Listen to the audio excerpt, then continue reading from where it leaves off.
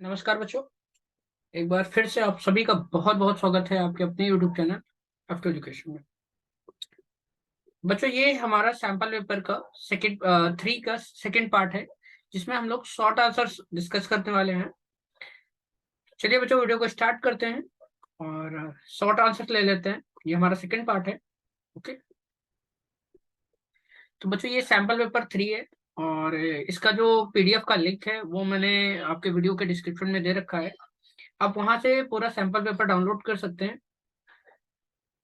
तो अभी चलते हैं, हम लोग क्वेश्चन ले लेते हैं।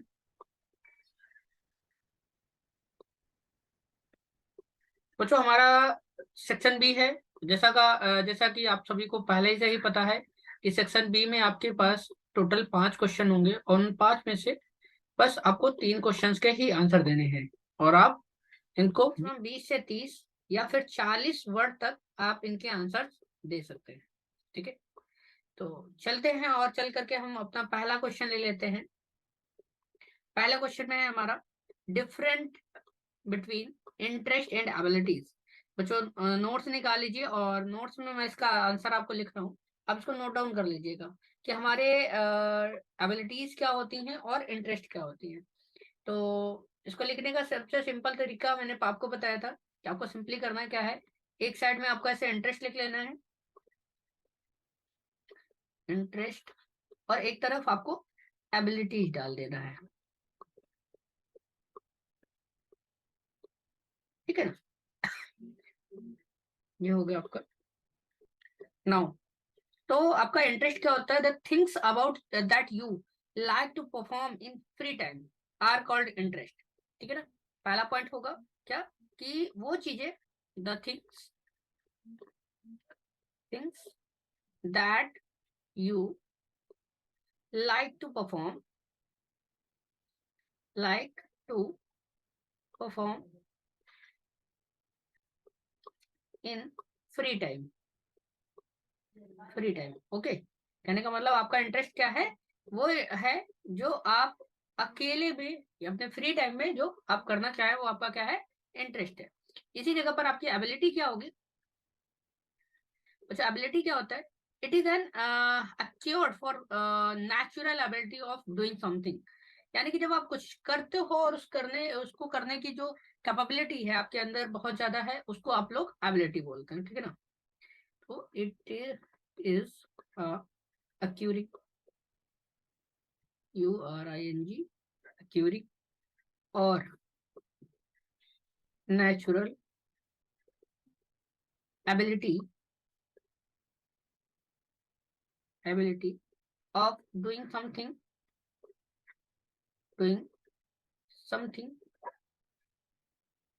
ओके, ये आपका एबिलिटी कहलाएगा। दूसरा पॉइंट ले लेते हैं हम लोग। दूसरा पॉइंट है आपका, it include activity that you would like to do yourself. ठीक है ना, do yourself, no one will ask you to do it, no one will ask you to do it. Okay, कहने का मतलब आपका इंटरेस्ट जो है वो आप अपने आप से कर सकते हैं और आपको कोई कहेगा नहीं इस काम को करने के लिए। आप अपने मन से जो काम करते हैं, लाइक जिस तरीके से आपका ड्राइंग हो गया, कुकिंग हो गया, सॉरी सॉरी, जो आपके इंटरेस्टेड है। जैसे किसी को सिंगिंग पसंद है तो वो अपना गाना गा रहा है, किसी को डांसिंग पसंद है तो अपना डांस कर रहा है, तो ये सब चीजें क्या है? इंटरेस्ट है। लेकिन उसी जगह पर आपकी एबिलिटी क्या हो जाएगी? जो an ability is a skill that enable, an ability, ability is a skill, is a skill that that enable you to perform, you to perform perform task up to a level of proficiency, proficiency okay, इसका screenshot ले लीजिए बच्चों, और हम लोग आगे चलते हैं और नेक्स्ट क्वेश्चन लेते हैं। ओके, क्वेश्चन नंबर सेकंड है हमारा, define any two stress management techniques. कोई दो आपको स्ट्रेस मैनेजमेंट टेक्निक्स आपको यहाँ पर डिफाइन करनी है। ओके, तो बच्चों बहुत सिंपल सी हैं, मैं नाम लिख रहा हूँ, आप इनको एक्सप्लेन कर दीजिएगा। सबसे पहली और सबसे बेसिक जो आपकी आ जाती है वो है मेडिटेशन। मेडिटेशन क्या है, आप सभी जानते हैं कि आपका ध्यान लगाना जो होता है, जब आप मॉर्निंग में या किसी भी टाइम फ्रीली होकर के ध्यान लगाते हैं, अपने आप को फ्री करते हैं, अपने माइंड को रिलैक्स करते हैं, वो आपका क्या कहलाता है, स्ट्रेस मैनेजमेंट टेक्निक में से एक हो जाता है। और दूसरा जो है आपका बच्चों, वो है taking break and good sleep, यानी कि आप एक अच्छी स्लीप लेते हैं या फिर आप कुछ नैप्स लेते हैं या थोड़ा सा रेस्ट लेते हैं। तो दूसरे में क्या हो जाएगा, taking breaks and good sleep. Okay, इसको आप एक्सप्लेन कर लीजिएगा।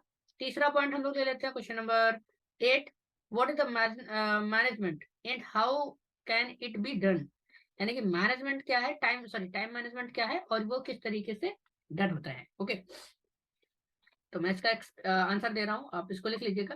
Time management refer to the planning of available time and allocation time for a specific task in order to complete the task as per priority of information importance. Okay, कहने का मतलब आप क्या करते हैं कि कई बच्चों को आपने देखा होगा कि वो एक टाइम टेबल बनाते हैं, ठीक है ना, और टाइम टेबल में उनका जितना भी रूटीन है, यानी कि डेली जो 24 आवर्स हैं, उसका एक शेड्यूल बनाते हैं कि लाइक उनको 6 बजे अगर सो करके उठना है, 8 बजे पढ़ाई करनी है, 9 बजे स्कूल जाना है, फिर 3 बजे अगर वो स्कूल से आते हैं, फिर ट्यूशन के बाद होमवर्क, होमवर्क के बाद प्रिपरेशन, खाना पीना, फिर इस तरीके से वो जो टाइम बनाते हैं, उसी को हम लोग टाइम मैनेजमेंट बोलते हैं, ठीक है ना। और इसके कई सारे बेनिफिट हैं, कई सारे बेनिफिट्स हैं टाइम मैनेजमेंट से। आप ये देख सकते हो कि आप अपना कितना टाइम यूज कर रहे हो और कितना टाइम वेस्ट कर रहे हो, और जो टाइम वेस्ट कर रहे हो उसको कहाँ पर यूटिलाइज कर सकते हो। ओके, तो ये कुछ बेसिक से चीजें हैं टाइम मैनेजमेंट के लिए। नाउ नेक्स्ट क्वेश्चन हम लोग लेते हैं, describe any two qualities of a successful entrepreneur. तो सक्सेसफुल एंटरप्रेन्योर की कोई दो क्वालिटीज आपको जो है एक्सप्लेन करनी है यहाँ पर। ओके, नाउ तो दो क्वालिटी हम आपको बता रहे हैं। पहला तो आपका जो है पैशन है, ठीक है, SSION, passion. They are passionate for their work. जो एंटरप्रेन्योर होते हैं वो क्या करते हैं, वो अपने वर्क को लेकर के पैशनेट होते हैं। और दूसरा पॉइंट जो है इसका बच्चों, दूसरा पॉइंट है इसका क्रिएटिव एंड ओपन माइंडेड। ये कैसे होते हैं, क्रिएटिव एंड ओपन माइंडेड, ठीक है, नोट डाउन कर लीजिएगा, इनको एक्सप्लेन करिएगा। और they are creative and open minded. Okay, तो इस तरीके से आप आंसर लिख सकते हैं। नाउ क्वेश्चन नंबर 10 हम लोग लेते हैं बच्चों। क्वेश्चन नंबर 10 है, list the major that can be taken for correct data collection. चलिए इसका आंसर आपको देते हैं, लाइक कुछ इस तरीके से। पहला है इंटरव्यूअर्स व्यू इंटरव्यूज। दूसरा है ऑब्जर्वेशन, यानी कि आप किस तरीके से एक बहुत अच्छी तरीके के डेटा का कलेक्शन करते हैं, ऑब्जर्वेशन से आप करते हैं, ऑब्जर्व VATION। तीसरा है document and record, document and record, ठीक है। फोर्थ है आपका फोकस ग्रुप,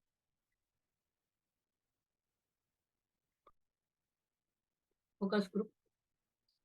और फिफ्थ है आपका ओरल स्टोरीज,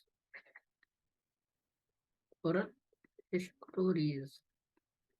ओके, इस तरीके से जो है आप एक बेहतर तरीके से उस पर रिकॉर्ड बना सकते हैं। चलिए आगे चलते हैं, नेक्स्ट क्वेश्चन लेते हैं हम लोग। तो बच्चों यहाँ पर हमने जो है अपने 10 क्वेश्चन, सॉरी 5 क्वेश्चन फिनिश कर लिए, और उन 5 में से किसी 3 का ही आपको आंसर देना है। और आगे बढ़ते हैं और हम लोग जो है अपने आगे के क्वेश्चन लेते हैं बच्चों। यहाँ पर क्या होगा, यहाँ पर आपको जो है एक एक्स्ट्रा क्वेश्चन मिलेगा और एक एक्स्ट्रा क्वेश्चन आपको सॉल्व भी करना है, यानी कि आपको 6 क्वेश्चन मिलेंगे, 6 में से किन्हीं 4 के आंसर ही देने हैं, ठीक है। 2-2 नंबर का होगा, ये 8 नंबर का होगा और ये आपका 6 नंबर का होगा। तो 8 मतलब 8 और 6 मिला करके टोटल 14 नंबर का कवर होगा।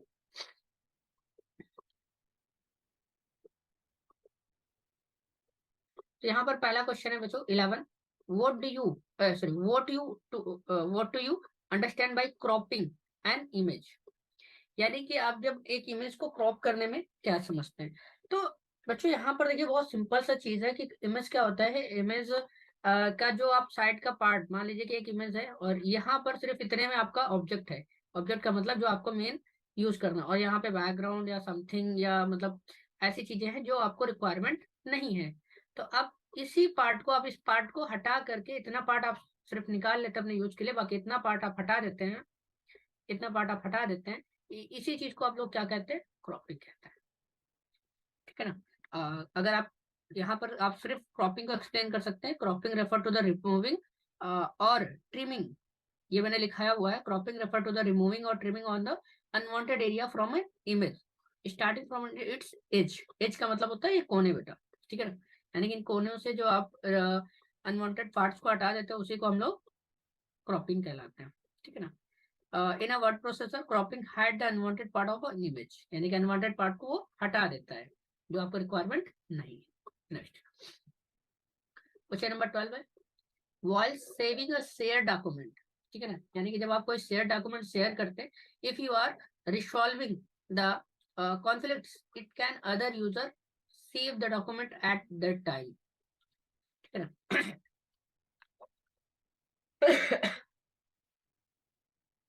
देखो अब यहाँ पर क्या किया जा रहा है कि if another user is trying to save the shared spreadsheet and resolve conflict, they can see a message that the file is locked due to merge in process। ठीक है ना। कहने का मतलब है कि जब मान लीजिए कि कोई व्यक्ति आपको फाइल को शेयर करता है और आप उस फाइल को सेव करना चाहते हैं, तो वहां पर क्या होगा कि एक मैसेज आएगा और जिसपे लिखा होगा कि the file is locked because file यानी कि जो मर्जिंग फाइल है वो प्रोग्रेस पर है। ठीक है ना। They can cancel the save command. अब उसको करना क्या है कि इस कमांड को कैंसिल कर देना है और उसको बाद में ट्राई करना है सेव करने के लिए। ठीक है ना। When you successfully save a shared spreadsheet the document show the latest version of all changes saved by the user. ठीक है। इस तरीके से आप आंसर इसको लिख सकते हो। फिर उसके बाद हम लोग आते हैं बच्चों, बात करते हैं 13, what is a form, define the user of form, uses of form. तो बच्चों ये डीबीएमएस का टॉपिक है, ये चैप्टर ये क्वेश्चन जो है आपका डीबीएमएस से है। तो what is the form. Okay, तो चलते हैं हम लोग इसके आंसर ले लेते हैं। ठीक है ना। इसके आंसर, इसका आंसर जो है आपकी कॉपी में नहीं होगा। तो पहले हम लोग बात कर लेते हैं फॉर्म की। What is form.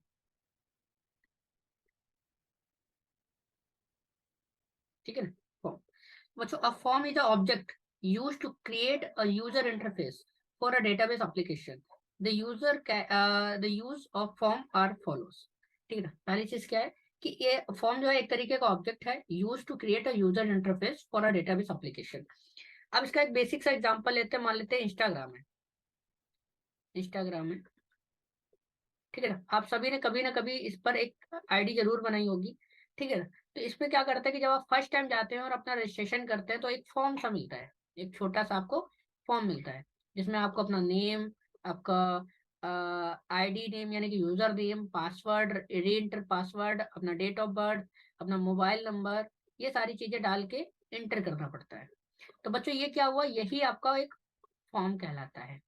ठीक है ना। इसी तरीके से हर एक डेटाबेस क्या करता है, कोई भी सॉफ्टवेयर जब अपना डेटाबेस बनाता है तो आपको एक फॉर्म में जो है रजिस्ट्रेशन फॉर्म के नाम पर एक फॉर्म दे देता है जिसपे आप अपनी बेसिक जो आपकी इंफॉर्मेशन होती है वो आप डालते हो और डालने के बाद आप उसमें अपनी आईडी जनरेट कर लेते हो। ठीक है ना। और ये इन्फॉर्मेशन जब आप अपना आईडी बना लेते हो तो अपना आईडी पासवर्ड के साथ इसको कभी भी चेंजमेंट कर सकते हो, कभी भी एडिट कर सकते हो, कभी इसको देख सकते हो और डिलीट भी कर सकते हो। तो यही होता है फॉर्म। अब यहाँ पर क्या है कि जो यूजर्स है, यूजर्स लिस्ट किए दे रहे हैं कि क्या क्या यूज हैं आपके फॉर्म के, वो आप देख लीजिए। तो पहला है it provide user friendly interface. तो ये क्या है, इंटरफेस ही है कि यूजर फ्रेंडली इंटरफेस है। आप इसको इजिली जो है जा करके आप काम कर सकते हैं। तो पहला है प्रोवाइड यूजर फ्रेंडली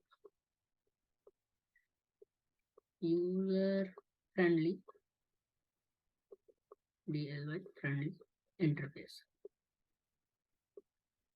बच्चों इनमें से कोई भी अगर जैसे मीनिंग कोई भी कुछ भी ऐसी चीज है जो समझ में नहीं आती आप तुरंत कमेंट करिए, मैं कोशिश करूंगा उसको सॉल्व करने की। ठीक है, मान लीजिए किसी वर्ड का मतलब आपको समझ में नहीं आ रहा है। दूसरा यूज है data can be modify and view using form, यानी कि आप इस तरीके के फॉर्म का यूज कर सकते हो डेटा को देखने के लिए और मॉडिफाई करने के लिए। ठीक है ना, मॉडिफाई और view the data. Okay, third part देखते हैं हम लोग, थर्ड देख लेते हैं। Form are also help in searching and deleting records, help in searching searching and deleting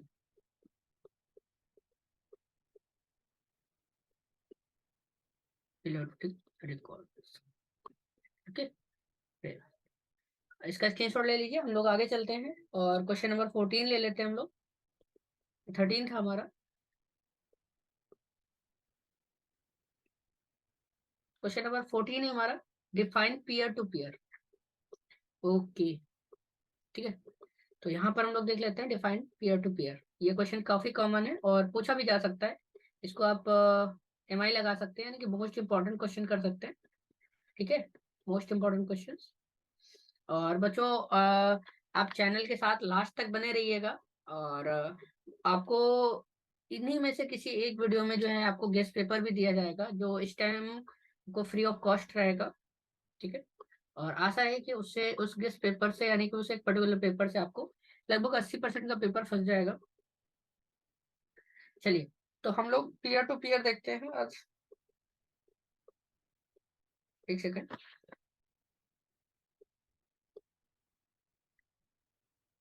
ठीक है, peer to peer.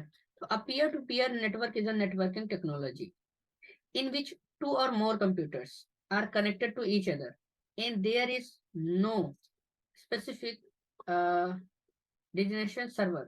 Every computer can work as a client as a server depending upon the need. They can switch role as and when required.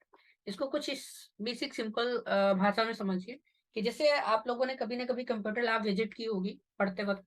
अब मान लेते हैं कि basic, एक second, मान लेते हैं कि ये हमारी कंप्यूटर लैब है और ये हमारे कंप्यूटर्स है। ठीक है, ये हमारे कंप्यूटर्स है। अब इन कंप्यूटर्स में हम लोग क्या करते हैं, इसको हमने जो है यहाँ से अटैच करा दिया, इसको यहाँ से अटैच करा दिया, और इस कंप्यूटर को यहाँ से अटैच करा दिया, इसको यहाँ से अटैच करा दिया, और इसको इस कंप्यूटर से ऐसे अटैच करा दिया। ओके, ठीक है। अब चलिए कि मान लेते हैं कि इन कंप्यूटर्स में आपके अपना खुद का नेटवर्क या खुद का इंटरनेट नहीं है। तो अब खुद का इंटरनेट नहीं है तो इसका मतलब है कि ना तो ये गूगल एक्सेस कर सकते हैं, ना यूट्यूब एक्सेस कर सकते हैं, ना ही कुछ। ठीक है ना, अब ये कर क्या रहे हैं, ये 5 हैं। अब यहाँ पे मान लेते हैं कि इस वाले कंप्यूटर के पास बहुत सारी वीडियो रखी है, हमारी कोई कंपनी है, कंपनी ए नाम से। ठीक है ना, ठीक है ना, कंपनी ए नाम से, और इस वाले कंप्यूटर पे जो कंप्यूटर 1 है आपका, इसमें वीडियो का सारा डेटा है। इसमें क्या है, इसमें ऑडियो रखी हुई है। ठीक है ना, यहाँ पर हम मान लेते हैं कि पीडीएफ रखी हुई है सारी रिलेटेड, इस कंपनी से रिलेटेड जितनी भी पीडीएफ है वो कंप्यूटर इसमें रखी हुई है।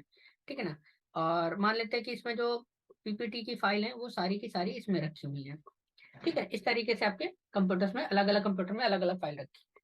अब हम मान लेते हैं लाइक इस जगह पर कि आपको कंप्यूटर ये जो है इस पर आपको ऑडियो की जरूरत है। तो अब ये क्या करेगा, ये यहाँ पर रिक्वेस्ट डालेगा, इस वाले कंप्यूटर पर रिक्वेस्ट डालेगा क्योंकि इसको ऑडियो चाहिए। तो अभी जब ये रिक्वेस्ट डालेगा तो इसको आपको पता है कि जो रिक्वेस्ट करता है वो क्या कहलाता है, क्लाइंट कहलाता है। तो इसलिए ये कंप्यूटर जो है क्लाइंट बन गया और ये कंप्यूटर क्या बन गया, सर्वर बन गया।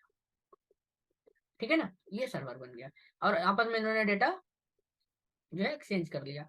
पीयर टू पीयर का मतलब ये होता है बच्चों कि एक कंप्यूटर दूसरे कंप्यूटर से नोड टू नोड कनेक्ट होता है, यानी कि केबल के through node to node connect होता है। ठीक है, अभी यहाँ पर क्या करते हैं हम लोग, यहाँ पर जैसे कि अब मान लेते हैं कि इस वाले कंप्यूटर को क्या चाहिए, ऑडियो चाहिए, ठीक है ना, या इस वाले कंप्यूटर को वीडियो चाहिए। कंप्यूटर जो हमारा 2 है इसको क्या चाहिए, वीडियो चाहिए। तो अब ये क्या करेगा, इस पर रिक्वेस्ट डालेगा। तो बच्चों यहाँ पर ये सर्वर बन जाएगा और ये क्लाइंट बन जाएगा। तो यही चीज हम बता रहे थे आपको कि यहाँ पर क्या होता है कि हर कंप्यूटर जो है अपने रिक्वायरमेंट के हिसाब से अपनी पोजीशन को चेंज करते रहता है। जब वो डेटा दे रहे होते हैं तब वो सर्वर कहलाते हैं, और जब डेटा ले रहे होते हैं तो वो क्लाइंट कहलाते हैं। आई थिंक ये आपको P2P समझ में आ गया होगा, ठीक है ना। इसको शॉर्ट फॉर्म में P2P बोलते हैं और लॉन्ग फॉर्म में पीयर टू पीयर बोलते हैं। ओके, आगे बढ़ते हैं। हमारा है क्वेश्चन नंबर 15। अब यहाँ पर आ गया what is cyber security. Cyber और सिक्योरिटी का लिए सेफ्टी है। डिस्कस इट्स इम्पोर्टेंस, ये क्यों इम्पोर्टेंट है, ठीक है, दो हैं। चलिए इसको भी हम लोग एक्सप्लेन कर लेते हैं। तो पहली चीज साइबर सेफ्टी क्या होती है। साइबर का मतलब है इंटरनेट, एक तरीके से आप ये समझ लीजिए, साइबर इक्वल इंटरनेट,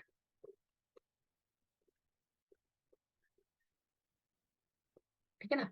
यानी कि कोई भी ऐसी चीज जहां पर इंटरनेट आपका इंक्लूडेड हो वो आपका साइबर कहलाएगा। तो cyber safety refer to the safety of computers and data over the internet. Okay, यानी कि आपके कंप्यूटर की सेफ्टी और ऐसा डेटा जो आपके इंटरनेट पर हो उसकी सेफ्टी, ठीक है, यही साइबर सेफ्टी कहलाता देता है। It is simply means being safe online from security issue such as hacking, data theft, spying, malicious software etc। कहने का मतलब है कि एक्चुअली में साइबर सेफ्टी का मतलब है कि आप जैसे कि हैकिंग हो गया, आपका ऑनलाइन किसी तरीके का फ्रॉड हो गया, मलेशियस सॉफ्टवेयर्स हो गए, वायरसेस हो गए, ट्रोजन हॉर्सेस हो गए, तो इन तरीके की चीजों से बचे रहना ही साइबर सेफ्टी कहलाता है। तो दूसरा पॉइंट क्या था हमारा, क्यों इम्पोर्टेंट है। तो बच्चों ये इसलिए इम्पोर्टेंट है क्योंकि ये क्या करता है, ये आपका जो डेटा होता है, डेटा को चोरी होने से, डैमेज होने से आपका बचाता रहता है, ठीक है ना। इसमें क्या होता है कि जैसे कई बार आपके सिस्टम में बहुत सेंसिटिव डेटा होता है, sensitive data like personal information होती है, लाइक एटीएम पिन्स या एटीएम कार्ड नंबर्स, आधार नंबर्स, या ओटीपी वगैरह, या कह सकते हैं आपका ट्रांजेक्शन पिन्स वगैरह। तो ये बहुत सेंसिटिव डेटा है। तो इसकी वजह से क्या हो सकता है, आपका वो पर्सनल डेटा भी जा सकता है, आपका अकाउंट खाली हो सकते हैं। तो इस तरीके की चीजों से ये इम्पोर्टेंट है कि आप साइबर सिक्योरिटी के बारे में जानते हैं और अपने सिस्टम को इंटरनेट के थ्रू या फिर ऑफलाइन तो पूरी तरीके से प्रोटेक्ट करके रखें। आगे चलते हैं हम लोग, नेक्स्ट क्वेश्चन ले लेते हैं। क्वेश्चन नंबर 16 हमारा लास्ट क्वेश्चन है। Explain the significance of what if analysis. Explain the significance of what if analysis. किसी बच्चों को व्हाट इफ एनालिसिस समझना था, ठीक है ना। तो व्हाट इफ एनालिसिस हम लोग देख लेते हैं कि व्हाट इफ एनालिसिस में है क्या एक्चुअली में, ठीक है। What if analysis, what if analysis tool in a spreadsheet is used to analyze different type of input data, ठीक है ना। यानी कि ये कहां पर होता है, एक्सेल में होता है सबसे पहली चीज तो। और किस लिए यूज होता है, ये इसलिए यूज किया जाता है कि ये क्या करता है, एनालाइज करता है डिफरेंट,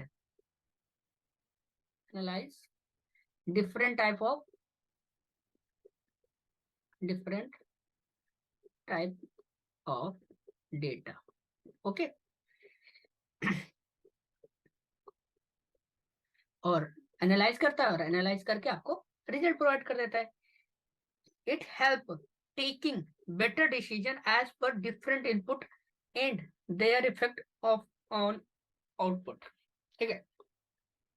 ये क्या करता है बच्चों कि ये अलग अलग आपके इनपुट्स को लेता है और अलग अलग इनपुट्स को ऑब्जर्व करके आपको एक बहुत बेहतर तरीके के अलग अलग आपको आउटपुट्स प्रोवाइड करा देता है।